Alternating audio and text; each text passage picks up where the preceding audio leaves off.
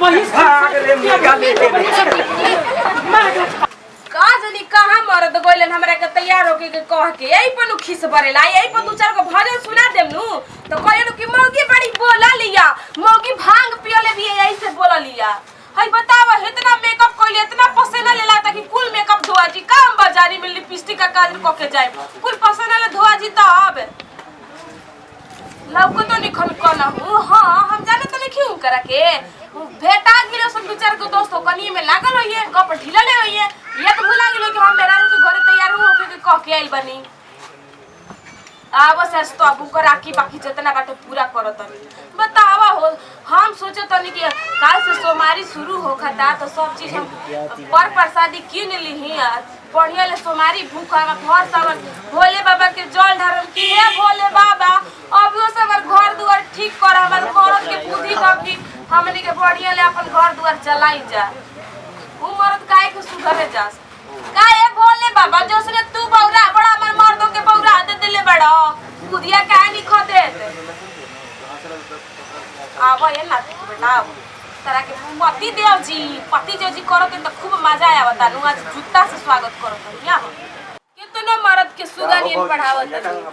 तार भैया हमर के पार पे नाचो तड़े और दम तो तू माथे चाटत रहनी देखी जा हमर रसोई दिमाग गरम भइल बा ठीक नु जाइए जैसे चुपचाप एक बात ना बताई जाता नहीं त घर में रह मौगी भी है का कि घर में जाता नहीं तो हमार घर वाला हम ना जाई हां जाई होई बहिनिया वही में जाई एक से बड़ा भाई अभी फौजी बड़ा किसी काहे के हमरा को काहे बन के लेके आवत नहीं मुर्गा वाले से दमावा बनाई चली काहे के बनाई ना तो बनाई करानी बनेगा काहे के होता अपना भाई के समझा दिए कि तो मुर्गा लेके आइल बड़न भैया मुर्गा ना बनी देखत नहीं की कितना फरकल बन के लेके आवत डन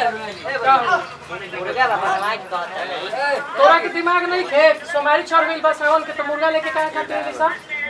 काहे खातिर बनावाए खातिर खाए के मन करत ना बनी अब सोमारी छोड़ गइल बा सब घर अगना धवा गइल बा तो अरे रउआ कहां चल गनी हमरा के तैयार होके की ए हम खेते गई रही नु देखे बड़ा हीरो बन के जाता हम आधा बाटा त आगे आधा बाटा बाटो अब वही बाटा बाटी हो जाइए हां भाई बतावा हम मुर्गा खातिर घर बटवाई है मुर्गा बना के खाई अइली ना गइली फलाना को कहले भी बियाह शादी नहीं खेले भइले भइले के बाला पर रुपया पे त छौका कर पढ़ाइया करत रह बहुत हाल बाप देवत रह पैसा बतावे ना पढ़ाइया खातिर भाई से तार जितना पढ़ाई में लिखत नहीं खीर बड़ा हिस्सा लिखन मुंह निखन देखा दे काहे ना हिस्सा ले तू मुंह लगा लोग ले मुर्गा खाते बाटा बाटी की बात कर दे और वाली नहीं खड़ी हम अब वही मुर्गा खातिर मार कर दो छोड़ दीजिए हम आधा बाटा ना बताई तू वही से बाटा बाटी बात कर है शादी ब्याह नहीं के भइला वही बात ए मारो मारी भाई मारो तू मारो अरे मारो तू नमस्कार प्रणाम हम है शुभम सिंह उर्फ मिसू नमस्कार हम है धीरज कुमार नमस्ते हम करण नमस्कार प्रणाम अमल करे सभी को के गोड़ छुके गोड़ लागत नहीं देखने जाई सावन की वीडियो बनावत नहीं हो जा बहुत लोग सावन में मीट मछली खा ले ई मन के भावना बटे केहू के ठेस पहुंचा खातिर वीडियो ना बनने जा लेकिन हमने की ज्यादातर में देवों के देव महादेव के सावन के महीना आवेला तो हमने के सावन में मीट मछली ना खाए के चाहिए और ज्यादा कुछ कहले हम जात हमने की गलती से माफ करब जा चलिए एक साथ दी विदाई अगला वीडियो फिर से मिला जाए यदि वीडियो अच्छा हो तो दिल से लाइक करी कमेंट करी और ज्यादा से ज्यादा शेयर करी और चैनल पे नया बनी तो चैनल को सब्सक्राइब करी और देखत रही दिव्यांश मस्ती बक्सर बाय बाय